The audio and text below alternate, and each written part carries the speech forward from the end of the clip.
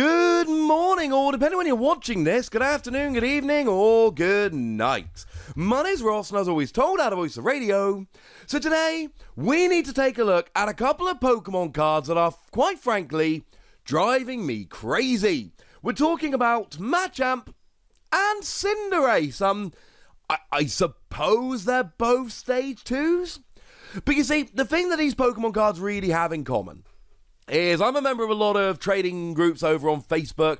I'm always watching, and these are the two cards that people are constantly trying to drive the price up of using misinformation, trying to rely on other people's ignorance or maybe even their own ignorance to try and command a higher price than they should have. So let's take a look at exactly why these cards are not as valuable as people might think. So we'll start off with base set Machamp, because, I don't know, who doesn't like a bit of the old Machamp? And you see, the thing I see all the time is someone will post a lot of Pokemon cards. And one of them will be a Machamp. A lot of people had Machamp back in the day. There's a very good reason, we'll get there in a moment. And inevitably, what essentially happens is somebody will go, oh, that Machamp's a first edition, you need to get that graded. Or, hey, that Machamp's a first edition, that's going to be one of your most valuable cards. And unfortunately, ladies and gentlemen, no, it isn't. You see, and I keep trying to correct people on this, and I really shouldn't. I'm trying to help. I should not be trying to help. Because nobody ever believes me. Nobody ever really understands the point. So I figured, right, let's make a video and I can really lay down my thoughts nicely. Maybe I'll just link this in the future, I don't know. Though that does sound kind of vain. Anyway, the thing about Machamp is that if you go and buy a booster pack of the Pokemon trading card game base set, you will not pull a Machamp. And the reason you will not pull a Machamp is very, very, very, very simple. There is no Machamp in a base set booster pack. Doesn't exist. You cannot get one because they ain't in the set, ladies and gentlemen. You see, Machamp was only ever released in the two-player starter deck. When I say only ever released, we'll get there in a moment. It's not quite that simple. So essentially, if you wanted the English version of this Machamp, you would go and buy yourself the two-player starter deck. When you got yourself the two-player starter deck, you would get yourself a guaranteed Machamp. And that Machamp would be first edition. Every single Machamp in every single starter deck was first edition. Oh. So you see, ladies and gentlemen, first edition Machamp is not particularly rare or exciting or valuable in and above other first edition cards. In fact, if we compare it to other first edition cards from the base set, it is by a rather wide margin the least valuable of them. Now, PSAcard.com did do a really interesting article a couple years ago looking at the price of graded cards. Now, this was a couple of years ago. The prices have changed quite a bit, but because we're using it as a comparison here, this will work quite nicely. So if we look at Charizard, the price a couple years ago was about $23,000 as a PSA 10. Obviously, this is not fair, but let's just go for it. Yeah, first edition, Shadowless, that's what you're paying. Obviously, that's going to be the most expensive. That's not particularly fair. But if we go and have a look at Machamp, about $1,000. And $1,000 seems like a lot, but Hitmonchan, $4,400. Magneton, $1,500. See where I'm going with this? I am not saying in any way, shape, or form that Machamp has no value as a first edition card, and obviously a graded first edition Shadowless is very, very different to a regular Machamp. Like I say, this is just a really nice way to compare basically identical cards, because we're looking at first edition PSA 10 Shadowless cards. That is the best case scenario, and even then you're talking 2/3 of the price of a Magneton. And Magneton is not a particular popular or sought after Pokemon. If we head over to tcgplayer.com, we can see that base set Mewtwo, this is an unlimited Mewtwo, i.e. just a regular Mewtwo, not a first edition or any of that, has a market price of $35 and is as low as $7. We could look at Blastoise, which has a market price of $207 and is as low as $40. Obviously, Blastoise being one of the more popular ones, being a first partner Pokemon. And Machamp is $55 as low as $10, i.e.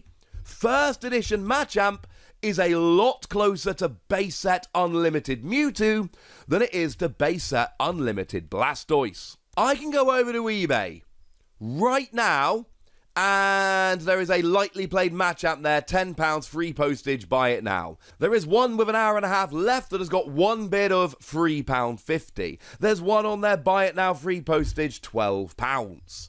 Now, if you compare this to recent cards, absolutely it holds more value.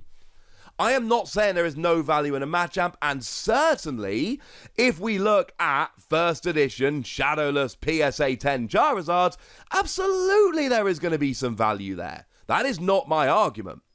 My argument is, if you compare this Machamp to any similar base set holo first edition, the value is significantly lower, and I mean significantly lower, because it's not a real first edition. Now, if anybody's wondering, yes, and I get this question quite a lot, there are such a thing as unlimited base set Machamp, but it's not quite that simple. You see, what we actually had was Trainer Deck A. Now, Trainer Deck A is a bit of a weird one. It was kind of a promotional deck which was used in Pokemon leagues. It was never actually sold commercially. It was sent out to shops to get people playing the game, essentially.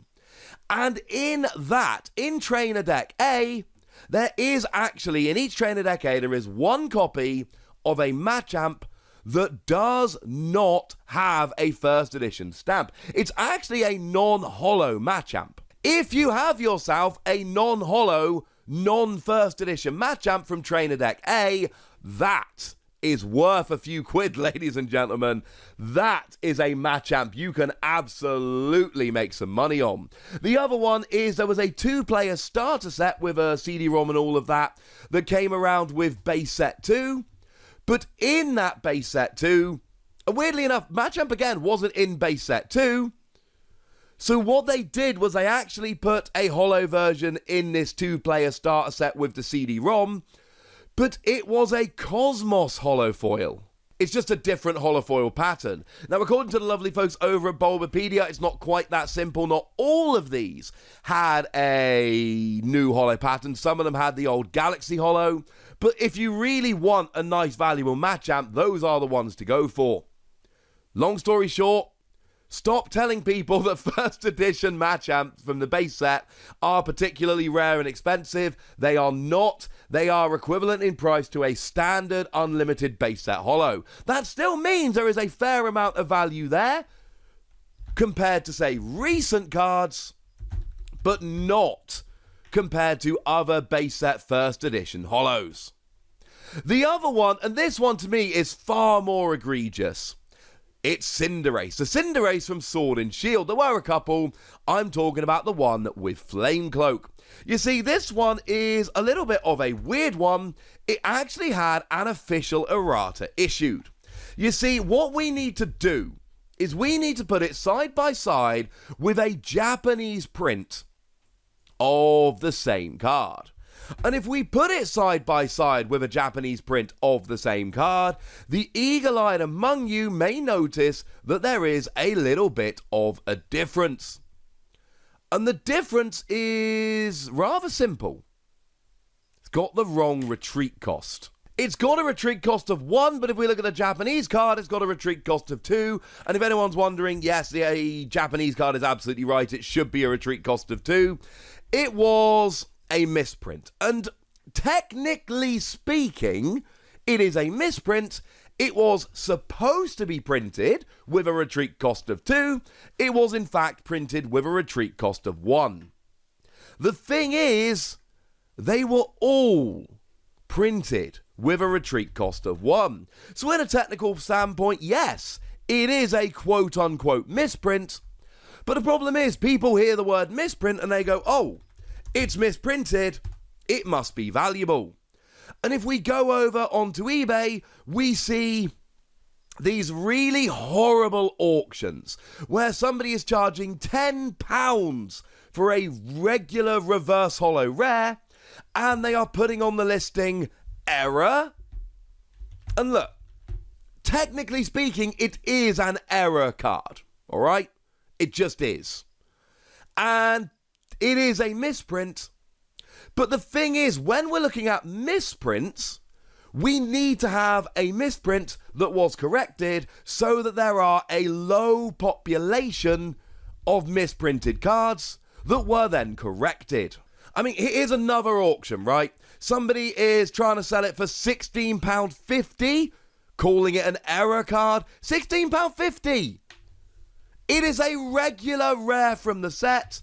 It is no more rare than the other Cinderace. The other Cinderace can be picked up for about £2. And actually, that Cinderace is a holo, so I lied to you. It's actually rarer than the quote-unquote error one. And that's the problem, and it's 100% entirely misinformation. People think it's an error card, so all of a sudden they start jacking up the price, trying to take advantage of people that don't know any better, and it's wrong, ladies and gentlemen. It is wrong. Now, if you want a really cool example of an actual error card, well, sorry to invoke this person every 5 minutes, but the lovely Antoine Boulet gave me a wonderful example just the other day. And it's all based around Donphan, so what am I going to do? Not use that example? So Antoine sent me a couple of pictures of Neo Genesis Donphan. And if you put them side by side, you will notice there is a glaring difference between them. And the difference is that on the early prints of the card, they forgot to put 10 times in the first attack.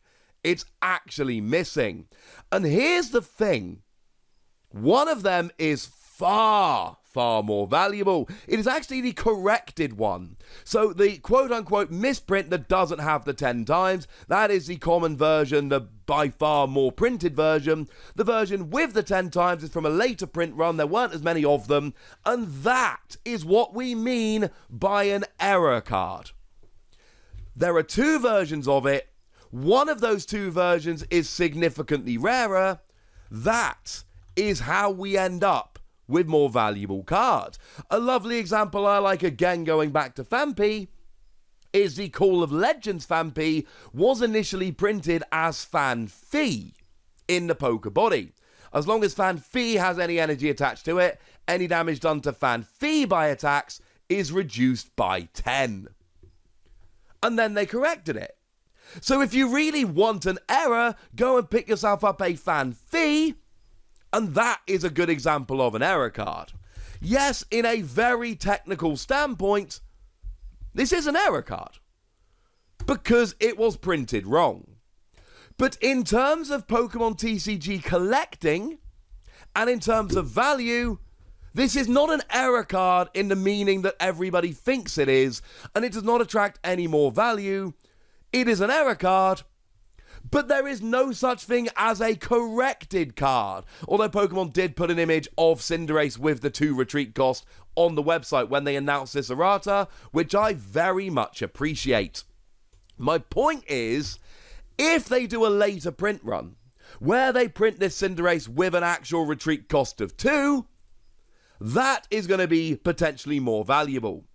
All these people out there trying to pretend that this is an error card and it's worth 10, 15 quid. It ain't, ladies and gentlemen. It is worth about £1 or £2. Please, please, please. And both of these are very similar cards. Both the Machamp and the Cinderace. People are using half information which is incorrect to try and pump up the value of their cards. People are pretending Machamp is a real first edition card. and trying to price it like a regular first edition card. People are pretending that Cinderace is a real error card and trying to price it like a real error card, and in both cases that is incorrect, and all it's potentially going to do is rip off people that don't actually know the full story. So hopefully this video has stopped a few of you getting ripped off. If you see people selling an error Cinderace, please tell them from Wossie that it's no more valuable than a £2 card. So now, ladies and gentlemen, that's my little rant for today. I want to know what you think about this. I want to know if you've seen people doing this. And I want to know if you can think of any other examples of cards where people are using misinformation to try and rack up the price. Go nuts in the comment section, but be nice. And then make sure you like this video, subscribe to this channel, follow me on Twitter at the Wasi, and Twitch for some live action at twitch.tv/PTCG Radio. If you want to support the channel, get some bonus podcasts and all that good stuff, head on over to patreon.com/PTCG Radio, where you can do exactly that. But by far the most important thing is always, look after yourselves till next time, would ya? Thank you very much for watching. My name's Ross, and you've been watching PTCG Radio.